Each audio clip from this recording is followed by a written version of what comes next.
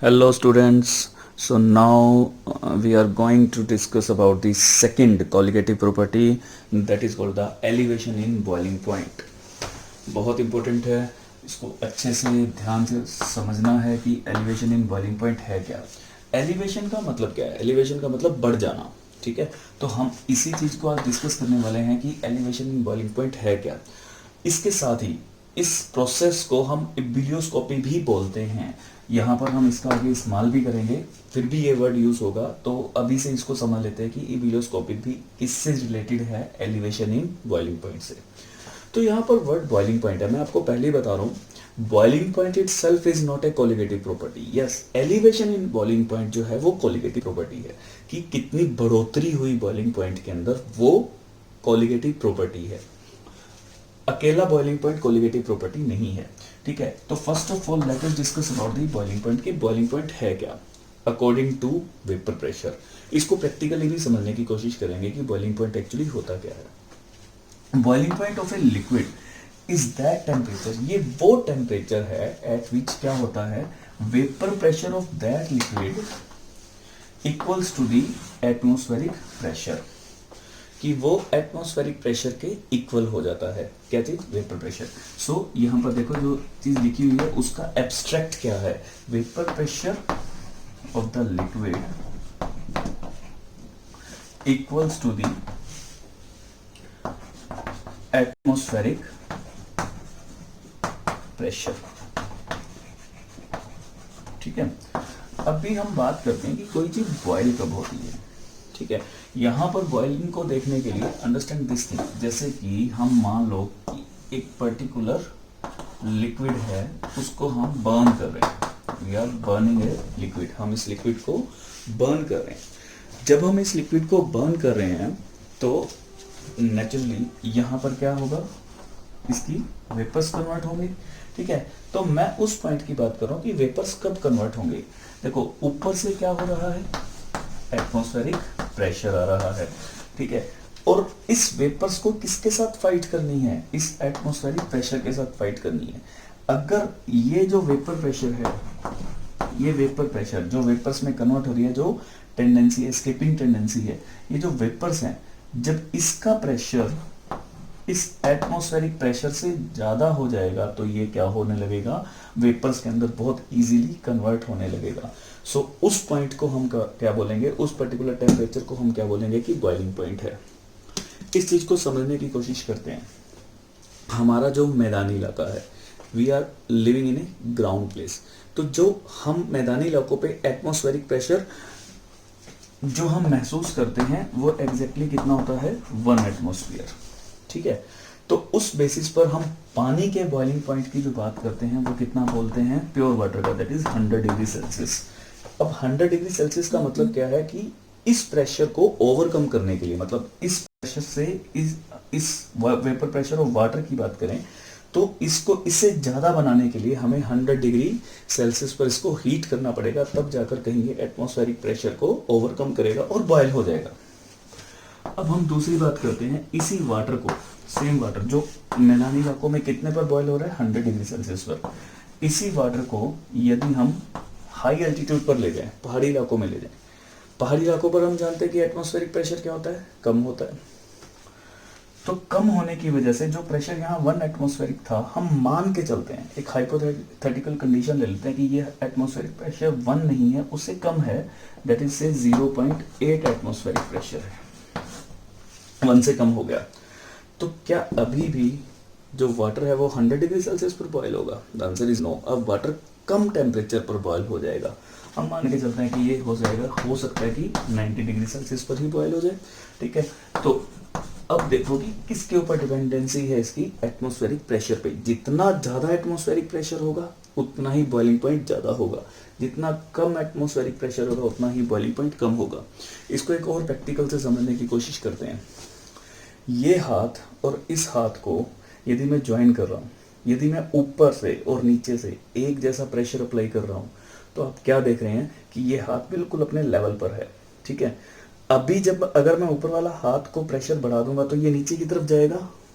से this is atmospheric pressure, ये इस पर अप्लाई हो रहा है और ये इसको लिक्विड फॉर्म में स्टेबल किए हुए हैं। पर जैसे ही मैं इसको हीट कर रहा हूँ, हीट करने से क्या होगा, इसका प्रेशर बढ़ने लगेगा। जब बढ़ने लगेगा, जब ये इस प्रेशर को ओवरकम कर देगा, बढ़ा देगा इसको, तब हम कहेंगे कि ये इसका क्या आ गया, बॉइलिंग पॉइंट आ गया। सो that is the boiling point. जितना ज़्यादा प्रेशर ऊपर से होगा, बॉइलिंग पॉइंट उतना ज़्यादा होगा। तो हम कह सकते हैं कि प्रेशर, बेसिकली कौन सा pressure, atmospheric pressure is directly proportional to the boiling point. तो जितना ज़्यादा एटमॉस्फेरिक प्रेशर होगा, उतना ही ज़्यादा बॉइलिंग पॉइंट होगा। ऊपर से जितना प्रेशर आ रहा होगा, उतने ही वेपर्स को बनने में ज़्यादा हीट यानी कि टेम्परेचर हमें सप्लाई करना पड़ेगा। सेम केस वहाँ पे है, जितना कम एटमॉस्फेरिक प्रेशर होगा, उतनी ही कम हमें हीट सप्लाई करनी पड़ेगी, टेम्परेचर मेंटेन करना पड़ेगा और वो बॉयल हो जाएगा। शायद इसी वजह से पहाड़ी इलाकों में हाई एल्टीट्यूड पर प्रेशर कुकर को यूज़ करने का कहा जाता है कि they should use pressure cooker. Pressure cooker क्या काम करता है, या हम भी जो प्रेशर कुकर का इस्तेमाल करते हैं वो क्या करते हैं कि नॉर्मल पानी कितने डिग्री पर बॉयल हो रहा है, 100 डिग्री पर बॉयल हो रहा है। बट जो सब्जी है, जो हम उसके अंदर जो भी कुछ पका रहे हैं, वो 100 डिग्री सेल्सियस पर कच्ची ना रह जाए, तो हम उसके ऊपर प्रेशर कुकर डालते हैं। प्रेशर कुकर समझिए कि हम प्रेशर को बढ़ा रहे हैं, we are increasing the pressure. Atmospheric pressure के साथ साथ उसके ऊपर एक विसल लगी रहती है, वो विसल उस प्रेशर को और ज़्यादा इंक्रीज कर देती है, जिसकी वजह से जो वाटर 100 डिग्री सेल्सियस पर बॉयल करना था, वो अब हाई प्रेशर की वजह से ज़्यादा प्रेशर पर यानी कि ज़्यादा टेम्परेचर पर बॉयल करेगा, और जो अंदर उसके अंदर वेजिटेबल्स होंगी वो इजीली पक जाएंगी। सेम केस वहाँ पर होता है। आप हाई एल्टीट्यूड पर बिना प्रेशर कुकर के सब्जी या वेजिटेबल्स नहीं पका सकते। रीज़न वाइज क्योंकि पानी का बॉइलिंग पॉइंट कम होता है। पानी का बॉइलिंग पॉइंट कम होने की वजह से वहाँ पर सब्जी कच्ची रह जाती है, जो वेजिटेबल्स हैं वो अच्छे से पकती नहीं है। तो इस वजह से वहाँ पर रेकमेंडेड होता है कि they should use pressure cooker, so that जो वेजिटेबल्स हैं वो इजीली वहाँ पर पक जाए।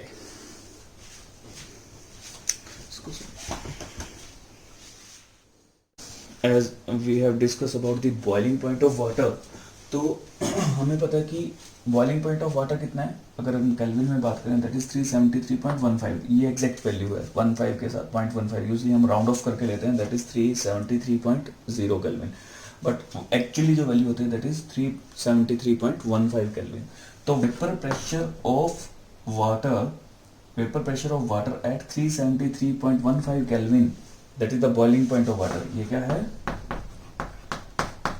Boiling point of water. इस पर्टिकुलर टेम्परेचर पर क्या होगा, जो वाटर का वेपर प्रेशर है, that vapour pressure will be equal to the atmospheric pressure. वो किसके इक्वल हो जाएगा, एटमॉस्फेरिक प्रेशर के इक्वल हो जाएगा। 1 एटमॉस्फेरिक प्रेशर, जो हम 100 डिग्री की बात करें, ठीक है, वो उस टेम्परेचर पर क्या होगा, ये 1 एटमॉस्फेरिक प्रेशर के इक्वल हो जाएगा, या बार में ले तो 1.013 बार हो जाएगा। तो ये अभी जो हमने डिस्कस किया था, ये उसी का ही एक पार्ट है कि वेपर प्रेशर जो बॉइलिंग पॉइंट पर कितना हो जाएगा, एटमॉस्फेरिक प्रेशर के इक्वल हो जाएगा। ठीक है, तो अभी हम नेक्स्ट बात करते हैं, जो हमारा जो मेन पार्ट है that is the elevation in boiling point. उसके अंदर हमें क्या देखना है, we have to discuss about the कि सॉल्यूशन के बॉइलिंग पॉइंट पर क्या इफेक्ट पड़ेगा।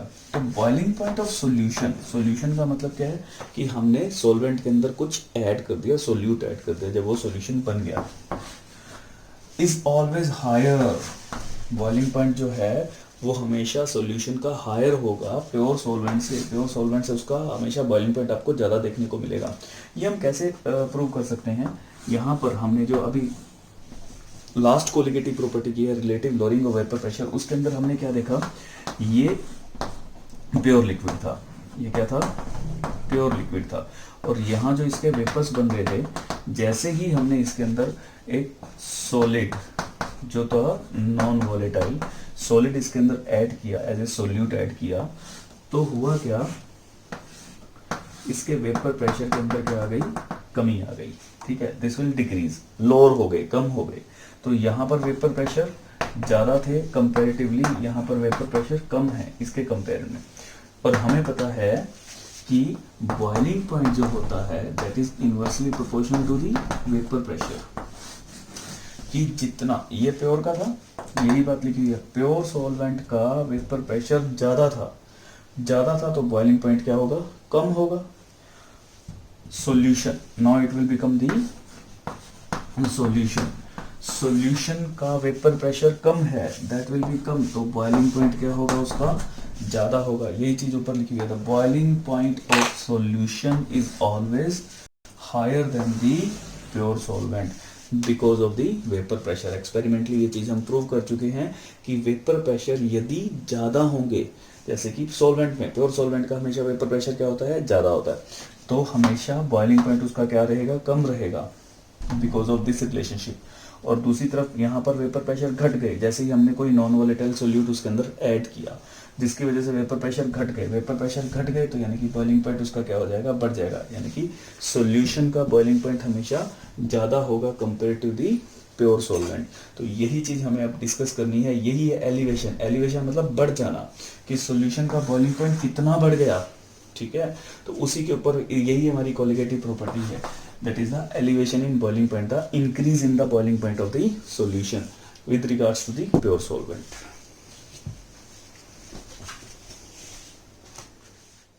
Derivation of the elevation in boiling point. अब हम डेरिवेशन की बात करते हैं, साथ ही साथ इस ग्राफ को भी समझने की कोशिश करते हैं। तो इस ग्राफ के अंदर हमने क्या रखा, एक्स एक्सिस की तरफ हमने टेम्परेचर और वाई एक्सिस की तरफ हमने वेपर प्रेशर को कंसीडर किया।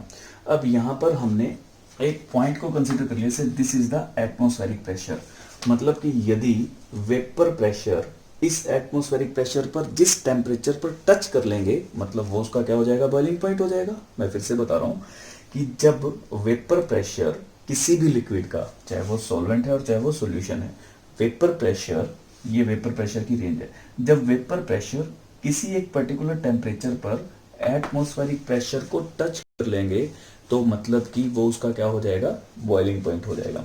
तो सबसे पहले यदि मैं सॉल्वेंट की लाइन को कंसीडर करूं, तो सॉल्वेंट की लाइन एटमॉस्फेरिक प्रेशर को देखते हैं कि कहाँ टच करती है। सो ये इसको इस पॉइंट पर टच करती है, मतलब ये वाला जो पॉइंट होगा, ये पर्टिकुलर टेम्परेचर पर ये इसका क्या हो जाएगा, बॉइलिंग पॉइंट हो जाएगा। तो हम इसको एक पर्टिकुलर नाम दे देते हैं, दैट इज कॉल्ड द से TB0। इसके ऊपर भी बात करेंगे कि इसको TB0 क्यों नाम दिया गया, ठीक है। और दूसरे लेवल पर इसी लाइन में, यहाँ पर ये सॉल्यूशन की लाइन है, ठीक है, ये सॉल्यूशन की लाइन जहां पर एटमॉस्फेरिक प्रेशर को कट करेगी, मतलब वो किसका बॉइलिंग पॉइंट होगा, सॉल्यूशन का बॉइलिंग पॉइंट होगा। सो this is the boiling point of solution. ये सॉल्वेंट का बॉइलिंग पॉइंट है और ये सॉल्यूशन का बॉइलिंग पॉइंट है। इसको हम बोल देते हैं TBS, ठीक है। This is the TB0 and TBS। और इनके बीच के जो डिफरेंस है, इस डिफरेंस को हम क्या बोल देते हैं, that difference is called delta TB, ठीक है, delta TB, that is the change in the boiling points. In boiling points में चेंज क्या है नेचुरली। अब ये चीज देखो, यहां से जब हम बढ़ रहे हैं, जब इससे इस तरफ जा रहे हैं, ये 0 होगा, ठीक है। सो ये 10 हो गया, ये 20 हो गया, ये 30 हो गया, ये 40 हो गया, ये 50 हो गया, तो ये कितना हो गया, 60 हो गया, ये हो गया 70 हो गया, ये 80 हो गया, ये कितना हो गया, 90 हो गया। अब देखो कि जो हमारा सॉल्वेंट है, this is the line of solvent, ये सॉल्वेंट की लाइन है, ये सॉल्वेंट का टेम्परेचर है, तो ये कितने डिग्री पर बॉयल हो रहा है, 60 डिग्री सेल्सियस पर। ये एग्जांपल है, कोई भी एक हाइपोथेटिकल एग्जांपल ये हुआ, ये 60 डिग्री पर बॉयल हो रहा है। और जो हमारा सॉल्यूशन है, सॉल्यूशन कितने डिग्री पर बॉयल हो रहा है, that is the 90 degree Celsius पर। तो ये ज्यादा है, जैसे कि हमारी बात हुई थी कि सॉल्यूशन का बॉइलिंग पॉइंट सॉल्वेंट के बॉइलिंग पॉइंट से क्या होगा, हमेशा ज्यादा होगा। और ये इनके बीच में चेंजेस है, चेंजेस में मैं क्या देख रहा हूँ कि चेंजेस सॉल्यूशन माइनस सॉल्वेंट। तो सॉल्यूशन माइनस, यदि यहाँ पर मैं कैलकुलेट करूँ तो इसका आंसर कितना आएगा, 30 डिग्री सेल्सियस, 90 माइनस 60, ठीक है। तो 90 डिग्री माइनस 60 डिग्री, कितना आंसर आया, 30। So this 30 degree is the elevation in boiling point. ये हमारा चेंज है, यही एलिवेशन इन बॉइलिंग पॉइंट है। क्लियर हुई बात। सो हमें इसके ऊपर बात करनी है।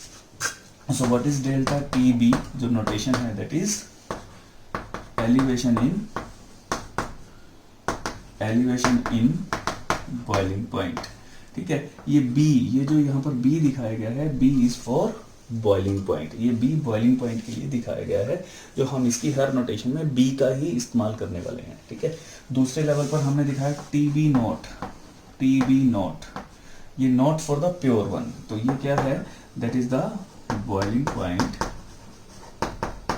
ऑफ प्योर सॉल्वेंट, ये क्या है, boiling point of pure solvent, pure solvent का बॉइलिंग पॉइंट है।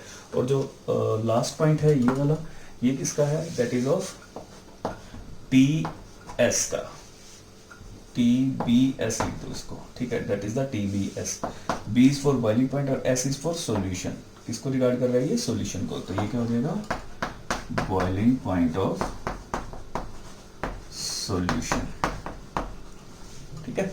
अभी यहाँ पर अगर हम फॉर्मुलेशन में लाएं, इसको फॉर्मुलेट करें, तो फॉर्मुलेशन क्या होगा, चेंज है, that is elevation in boiling point, basically क्या चीज है, ये चेंज ही तो है, change in the boiling points, तो change in the boiling point में हमेशा क्या होगा, हायर माइनस लोअर होता है, हायर कौन सा है इसके अंदर से, सो हमें अभी अभी देखने से क्या पता चला कि हायर क्या है, सॉल्यूशन का, so this will be higher, ज्यादा होगा, और ये इससे क्या होगा, लोअर होगा, सो हमारा फॉर्मूला क्या बन जाएगा, that is delta T B equal to T B S minus T B naught, तो ये हमारा फॉर्मूला हो गया, ठीक है। So elevation in boiling point is equal to the boiling point of solution minus boiling point of pure solvent, और यदि इस ग्राफ के अकॉर्डिंगली मैं यहाँ पर वैल्यू पुट करता हूँ, तो वैल्यू क्या रखेंगे यहाँ पे, इस ग्राफ के accordingly, that is 90 minus 60, so elevation in boiling point कितना आया, 30 डिग्री सेल्सियस, तो ये हमारा आंसर होगा, that is called the elevation in boiling point, इस पर्टिकुलर प्रॉब्लम का, या इस पर्टिकुलर ग्राफ की बात कर रहा हूँ मैं स्पेशली, ठीक है। बट हमारा जो फॉर्मूला रहेगा वो ये फॉर्मूला रहेगा, दैट इज वेरी इंपॉर्टेंट, हम इसका भी आगे अभी इस्तेमाल करने वाले हैं, तो क्या होगा, ठीक है, देखते हैं।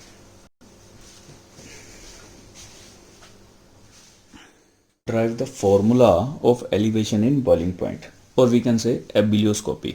यहाँ पर साइड पर I have already mentioned about the abbreviation which we are using, that delta TB is the elevation in boiling point, TBS is the boiling point of solution, and TB naught is the boiling point of solvent.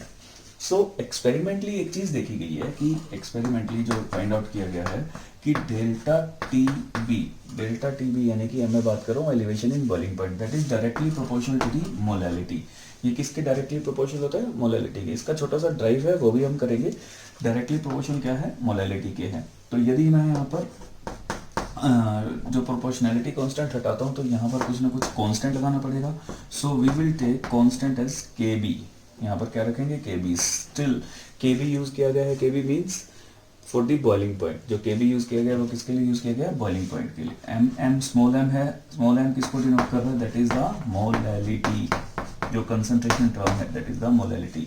सो हमारा formula क्या बन गया, delta T B equal to K B multiply by molality, this K B is the nothing but that is called the, जो constant है यहाँ पर हम use कर रहे हैं, that is called the ebullioscopic constant, ये क्या है, इब्यूलोस्कोपिक कांस्टेंट है, हम इसको इब्यूलोस्कोपिक कांस्टेंट कहते हैं, ठीक है। अब बात करते हैं कि इब्यूलोस्कोपिक कांस्टेंट क्या है, या उसकी डेफिनेशन की बात करते हैं। कई बार क्वेश्चन पूछ लिया जाता है कि एक्सप्लेन इब्यूलोस्कोपिक कांस्टेंट, या उसके यूनिट भी पूछ ले जाते हैं, तो एक बार हम उसके बारे में बात करते हैं। Now we will discuss about the ebullioscopic constant. ये हमारी जो सेकंड इक्वेशन है, फर्स्ट इक्वेशन ये वाली है, so this is the first equation, this is the second equation, बहुत इंपॉर्टेंट है, याद रखिएगा। नाउ इब्यूलोस्कोपिक कांस्टेंट क्या है, से मोलैलिटी ऑफ द सॉल्यूशन यदि मैं 1 ले लूं, if the molality of the solution क्या हो जाएगी 1, देन Kb किसके इक्वल हो जाएगा, Kb equal to delta Tb, यहीं से हमारी डेफिनेशन निकल जाएगी। So what will be the definition, if the molality of the solution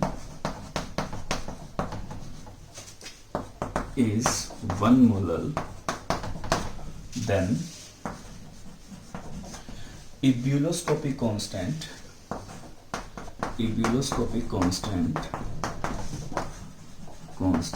will be equal to elevation in boiling point, that is equal to elevation in की boiling point, यानी कि यदि molality किसी भी सॉल्यूशन की 1 molar है, if the molality of the solution is 1 molar, बहुत ही simple है, यदि मोलैलिटी किसी भी सॉल्यूशन की 1 मोलर हो जाएगी, इसको यदि मैं 1 से मल्टीप्लाई कर दूं तो जो इब्यूलोस्कोपिक कांस्टेंट है वो किसके इक्वल हो जाएगा, that is elevation in boiling point, ये उसकी डेफिनेशन बन जाएगी। ठीक है, सो यहाँ पर इसी चीज का हमने इस्तेमाल किया है, so that is called the ebullioscopic constant. अगर हम इसके यूनिट की बात करें तो what will be the unit of ebullioscopic, K B को यही रखते हैं, K B equal to delta T B divided by में एम। तो टेम्परेचर किसके अंदर हम कैलकुलेट करते हैं, that is in the kelvin, और जो मोलैलिटी है वो किसके अंदर कैलकुलेट करते हैं, मोल्स पर किलोग्राम। तो मोल पर किलोग्राम मतलब किलोग्राम ऊपर की तरफ चला जाएगा, सो that is the unit of it, kelvin kilogram पर मोल, ये इसके यूनिट हो जाएंगे। So that will be the expression. ये एक्सप्रेशन एक्चुअली आपका जो बोर्ड एग्जाम्स हैं सिर्फ इससे ज़्यादा उसके अंदर नहीं पूछा जाता है, प्योरली एनसीईआरटी पैटर्न को फॉलो करता है। यदि हम इसके डेरिवेशन पर जाएं तो हम इसका डेरिवेशन भी कर सकते हैं। So next we will discuss about the derivation की फॉर्मूला एक्चुअली आया कहाँ से।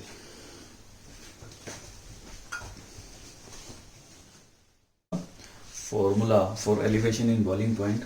So normal formula is that is the change in the elevation in boiling point is equal to the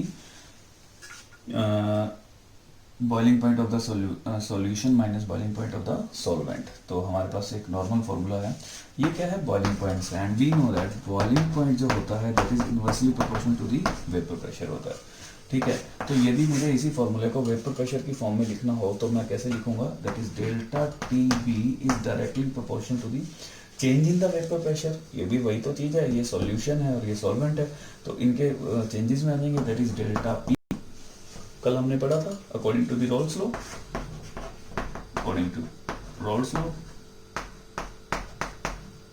roles law, ठीक है, और delta P is directly proportional to the mole fraction of the solute according to Raoult's law. ठीक है, अब यही चीज है कि अगर मैं 1 और 2 को कंपेयर करूं तो डेल्टा टी बी एग्जैक्टली किसके डायरेक्टली प्रोपोर्शनल हो जाएगा, मोल फ्रैक्शन ऑफ सॉल्यूट के। तो ये हमारा पहला पॉइंट आ गया यहाँ पे, that is the delta TB is directly proportional to the mole fraction of solute. Fine. So mole fraction of solute, open कर दीजिए mole fraction of solute को, delta TB अगर कुछ इक्वलिटी में रखेंगे तो कुछ कांस्टेंट लगा देंगे, दैट इज ये क्या हो जाएगा, number of moles of solute divided by number of moles of solution, जिसके अंदर से दोनों को कंबाइन कर दिया। For diluted solution, diluted solution के लिए हम सोल्यूट के नीचे वाले पार्ट को स्किप कर देंगे, so that is the delta T B equal to K N B upon N A, that is number of moles of solute divided by number of moles of solvent. N A किसके इक्वल होगा, given mass divided by molecular mass. आपको पता है कि molecular mass हमेशा क्या रहता है, कांस्टेंट रहता है, इस चीज का हम आगे इस्तेमाल करेंगे, तो उस चीज को ध्यान में रखना है। पुट कर दो वैल्यूज यहाँ पे, so delta T B equal to K N B number of moles of solute divided by, ये वैल्यू पुट करिए, डब्ल्यू ए, मास कहाँ जाएगा, ऊपर आ जाएगा। ठीक है, ये भी कांस्टेंट है और ये भी कांस्टेंट है, अभी अभी बताया, साथ में लिख दीजिए इसको, that is K into M A multiply by N B upon W A. So ये क्या आ गया हमारे पास, डेल्टा टी बी आ गया।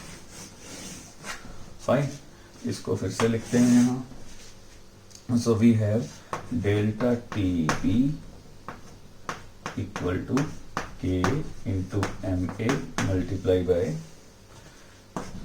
N B upon W A, N B upon W A. So इसके अंदर आप देखिए ध्यान से, ये भी कांस्टेंट है और ये भी कांस्टेंट है, ये दोनों जगह कांस्टेंट है, तो इसको एक कांस्टेंट में कन्वर्ट कर दिया, that is delta T B equal to K B. इसी को हम क्या बोलते हैं, इब्यूलोस्कोपिक कांस्टेंट। अब इसकी बात करते हैं, number of moles of solute divided by solvent in K G, mass में है, गिवन मास है, तो ये क्या होता है, मोलैलिटी तो होता है, ये हमारा क्या आ गया, final result, that is the delta T V equal to K V into molality. ये पार्ट आपका एनसीईआरटी में नहीं है, तो आप इसको ध्यान से करिएगा, और इसके न्यूमेरिकल्स प्रॉब्लम्स को आप करिए, अच्छे से हो जाएंगे, बहुत ही सिंपल है। ओके।